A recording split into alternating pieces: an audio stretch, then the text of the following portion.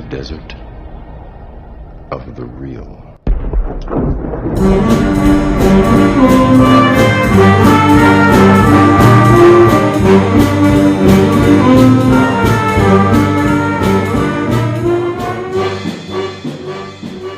Welcome to the Desert of the Real. I'm your host, Ryan Hudson. This is a special bonus episode due to a number of factors. One being Jason isn't here.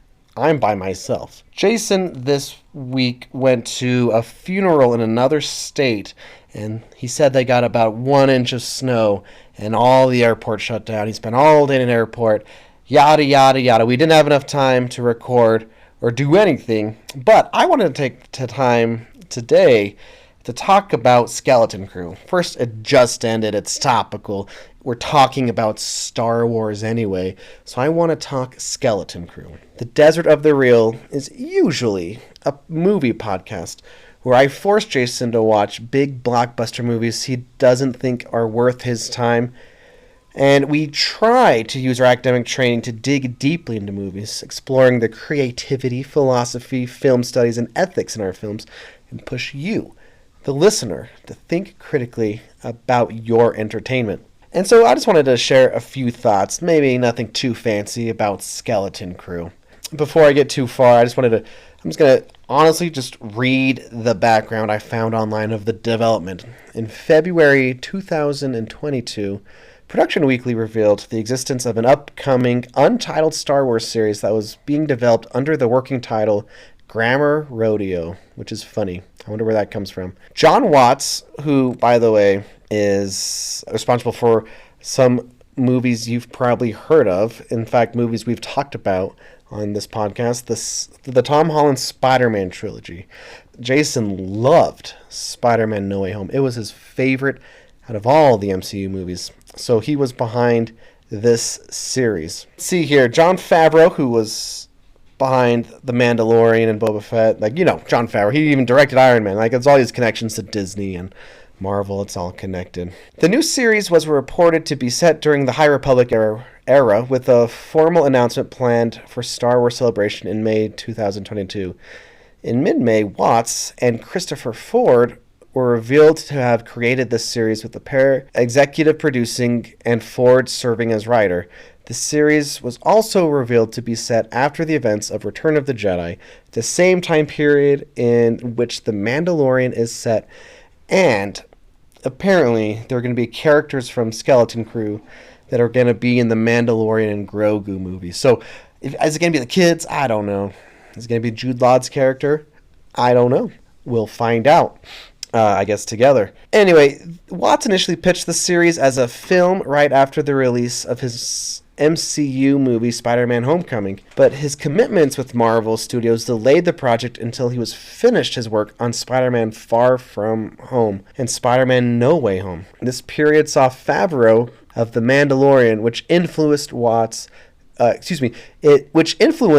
Watts' decision to produce the project into a television series, which he would begin upon completion of No Way Home. During Star Wars Celebration at the end of May 2022, the series title was revealed to be Star Wars Skeleton Crew. And it definitely felt like we knew nothing since this time. Just 2022 to now. What is Skeleton Crew? I don't know. Then it was it's kind of like the Goonies in space. Cool. I don't know. And then we got it, and it's out now. I liked Skeleton Crew. I actually think this is now my second favorite Star Wars series we've gotten since the Disney Plus series. I think Andor, of course, is untouched. Andor is just so special.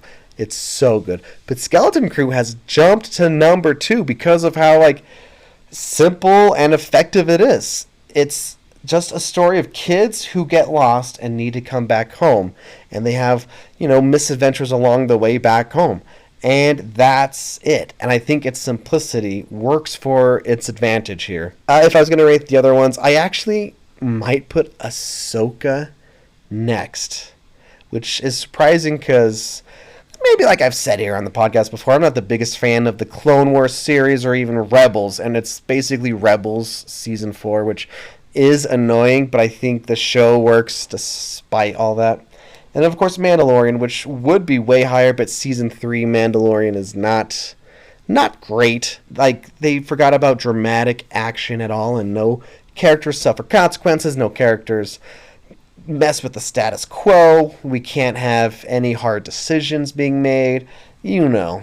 Anyway, I have issues with season 3, but I think a lot of people recognize something is not as great as it used to be here. Then it's probably Kenobi, which I wish was better. And then Boba Fett's at the bottom. Oh, wait. Acolyte and then Boba Fett. Actually, I think it'll be interesting for Star Wars fans, or even just critics, to compare the Acolyte with Skeleton Crew. Two original stories here. Like, everything else is somewhat connected, with the exception of Mandalorian, but now it's being connected. It's broadening its wings to find characters that we already knew and stuff. But Acolyte, everything's new. Skeleton Crew, everything's new. And Acolyte, despite your feelings for it, if you liked it or hated it, it wasn't well received generally. And Skeleton Crew is well received. It's got low viewings, and I don't know if they're going to try to go for a second season. I think they want to. I think there's space for it, but a lot of people like Skeleton Crew, which I wonder what you can pinpoint what exactly worked, what didn't work. Maybe if we all just didn't spend as much time online, we wouldn't be aware of the behind the scenes stuff and what people think or say about different Star Wars projects.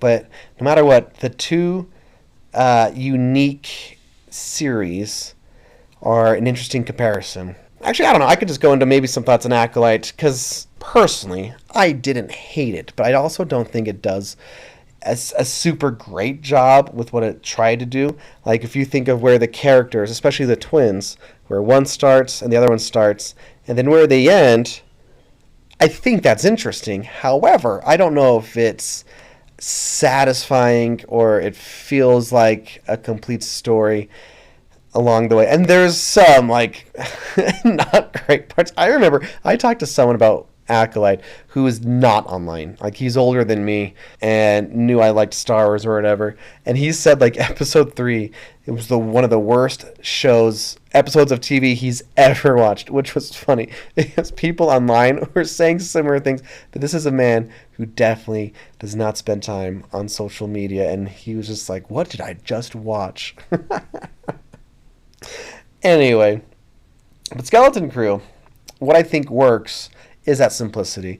And Goonies is a fair comparison, and I think besides the fact that it does feel a little nostalgic, but not like nostalgia like some of the series uses. Hey, remember this? Like the member berries thing. Hey, do you remember? Yeah, I remember. And not that type of thing. It's more like a general feeling of nostalgia. Like, besides Goonies, maybe like E.T. or like when a group of friends gets together and has to do something incredible. Like when they're riding their speeder bikes in Skeleton Crew, it just feels like bicycles.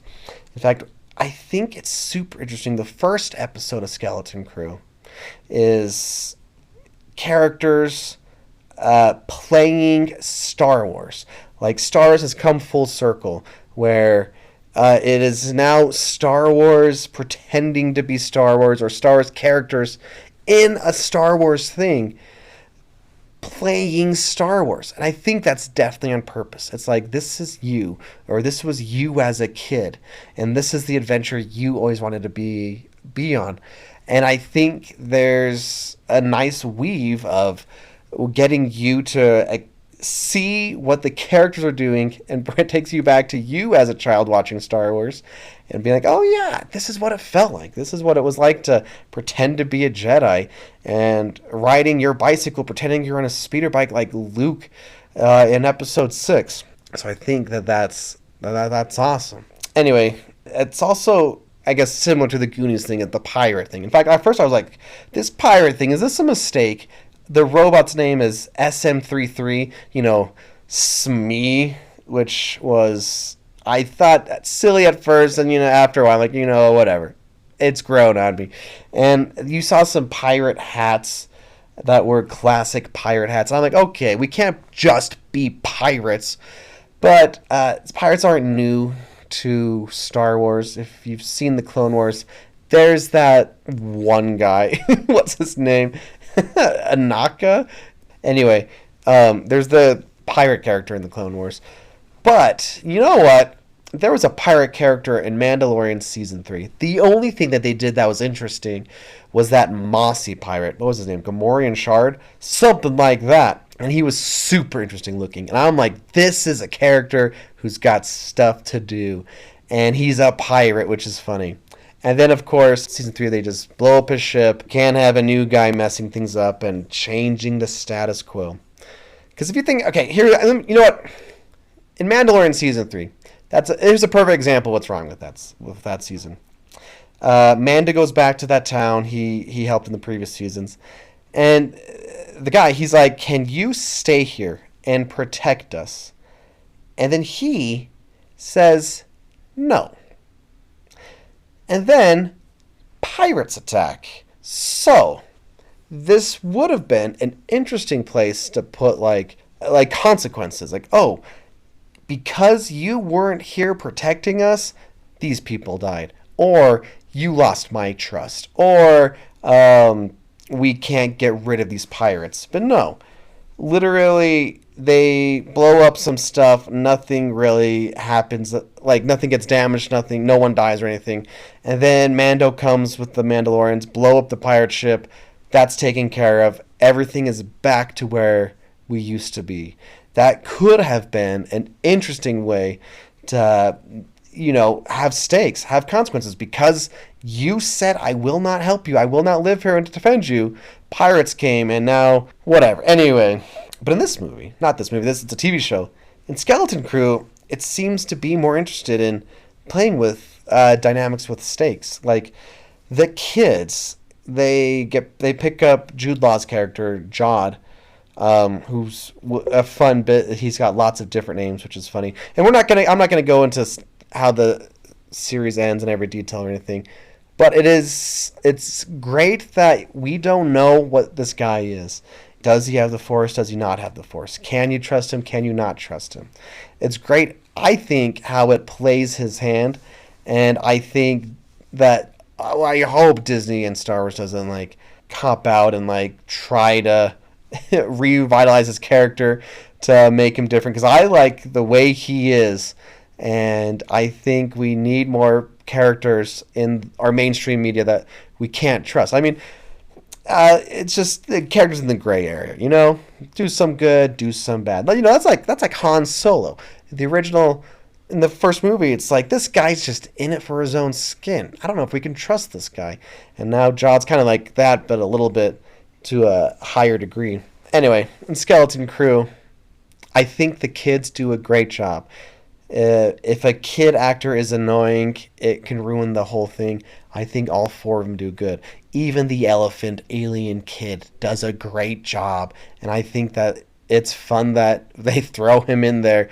And they're all these distinct individual characters. And how they, grow as friends by the end. And all that stuff's great.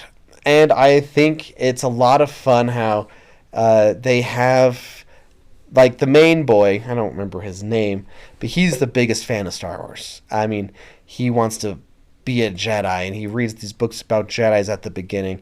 And by the end, how he's grown, and kind of how Star Wars has grown with him in this Star Wars show, is kind of like, hey, you audiences, because I don't know, let's face it, maybe sometimes Star Wars fans can hold on to specific things or ideas and refuse to let them go.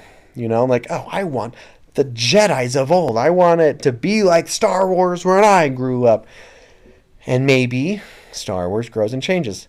And, okay. I'm not saying every new Star Wars thing is good because it's new. And I don't think we should just like every Star Wars thing because it's Star Wars. I think we should be critical and analyze things. And, if you don't like it, fine. If you like it, good. And also, if someone else likes it, let them like it. Because Star Wars is a mixed bag. Star Wars is something special. It is a phenomenon. It's like a worldwide phenomenon. It's its own thing. People will always try to have their own version of Star Wars. And even if you're as big as the MCU, I think in the end it won't even matter because Star Wars is Star Wars. And all of these new things, the TV shows, the video games, the books, I hope we get movies. Like, I hope we do get future movies. I think Star Wars deserves to exist. And if you just want to focus on the first 3 or the first 6 or whatever, that's good because Star Wars has room for that too. But I do think the show is playing with this idea of Star Wars grows with you and you grow with Star Wars, which is, I think, a lot of fun. I love how there was a werewolf alien in A New Hope, and it was just clearly from the Halloween store. And I think they took him out when they did the special editions, or like when they redid the episode 4 and stuff. And I love just now they brought him back. He's like the evil pirate, and he looks evil, and he looks fantastic. And a lot of I like how Star Wars isn't afraid to bring back things. Like there's even a little Easter egg for the holiday special, which isn't even like holiday special is its own thing that Star Wars fans don't even like watch or acknowledge, and I don't think they should. We had a whole episode about it. If you want to watch us lose our minds watching the holiday special, check out that episode. But there's a little Easter egg there from the holiday special, like episode 1 and stuff.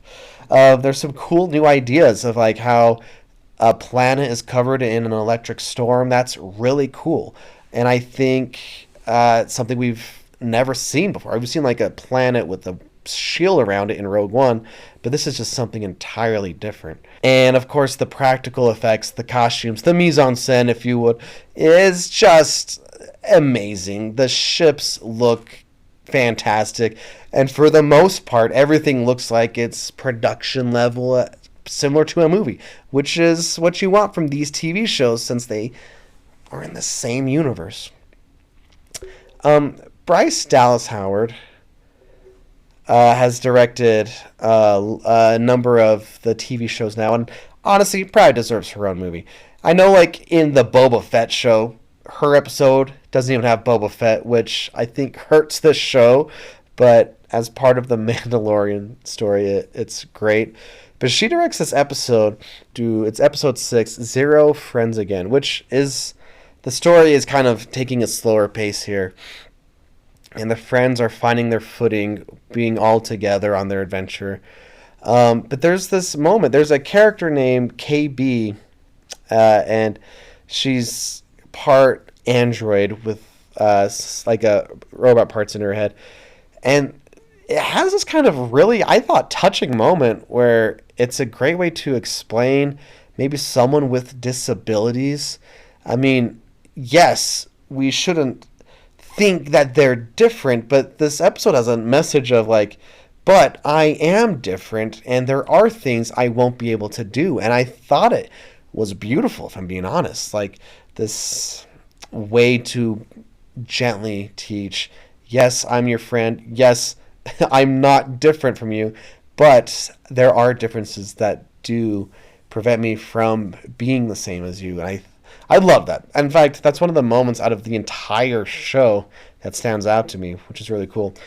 And that's the episode with like the crabs, and there's a giant crab that's all stop motion, which is great that they're still using old techniques like the stop motion that they used in the movies and things like that stuff. That's great. That's why a lot of these new Star Wars shows, like, maybe there's a lot, and they have pushed the brake a little bit, and they're slowing down. But I love that they're still using all of these tools. They're made by people who I think clearly love Star Wars, which is great. Without like going into specifics, because we're not going to go into specifics here. This is just some brief thoughts I've had over the whole series. I think I would say the worst part is the ending. They're, I think, hoping for season 2 to continue. But without a guaranteed season 2, I think there are a couple story threads that it's like, wait, I actually don't know what would happen to this character, or I don't know what would happen next here. I think we need a little bit more of an epilogue there at the end, or just a little bit more, which, I mean, it doesn't break it because I thought the show overall worked great enough, but, you know, I think the cliffhanger feeling of it, you know, is a little bit left a bad taste in my mouth. Like, I wanted more. I loved how people were predicting things for Jude Law's character, and a lot of them were just straight up wrong. And that's kind of the fun thing with these big franchises. You're part of this conversation. I mean, maybe you're a lurker online and you're just seeing what people are saying, whether it's critics or fans. But part of this conversation kind of bleeds into the whole experience.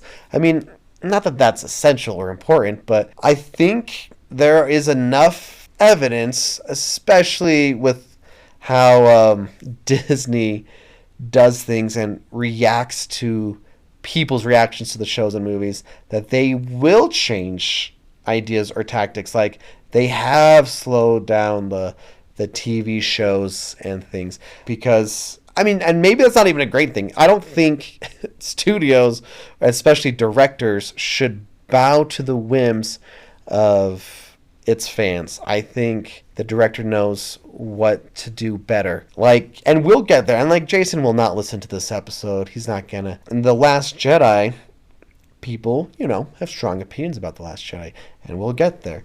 Was Rise of Skywalker an attempt to course correct because of that negative reaction?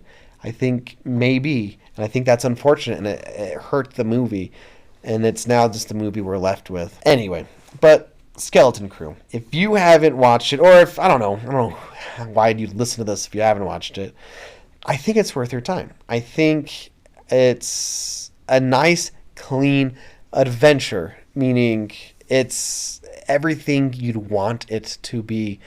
Skeleton Crew, it looks good. It's a lot of fun. It's got a great pirate theme to it. It's got an incredible bad guy, in my opinion. I like how it's not just evil for evil's sake or good for good's sake, or let's have our questionable character you know, get redeemed just because. No, let's play in this place where, like, even a child could be in danger, and let's threaten children type of thing. That's a lot of fun. I think if you watch kids movies, I think they used to threaten kids more, or used to treat its younger audience more maturely than it does nowadays. Like, I'm trying to think, even, like, I just saw Mufasa, I suppose. And not that that's, like, the example of where Disney is, because I didn't really like it. But in the original Lion King, you see Mufasa die, and it dealt with death, you know? What's the last Disney movie that dealt with death? And it wasn't Moana 2, that's for sure. Which wasn't even good either. Anyway, I'm rambling at this point, which is no good. I liked Skeleton Crew. I think you'd like Skeleton Crew. If you want to share your thoughts about Skeleton Crew or any Star Wars, email us at desertofthereelpod@gmail.com. We are going to get to Solo next week and Rogue One after that, and then we'll have a Jason's Choice and then the original trilogy. And I mean, I'm looking forward to it, I hope, but we love you. Watch a movie that challenges you and makes you think. David Lynch died. The director died in real life. And even though I'm not a big fan of David Lynch, I'm glad he made movies that were different and weird, and put things in his movies that he refuses to explain, because it's like, hey, maybe think about what you think about this on your own, okay? Yeah, watch a movie that challenges you. Let us know what movie that is, or what movies you've been watching recently. And yeah, thanks for tuning into this Skeleton Crew. I think in the end, it's about accepting change in what you know and what you love, which is cool.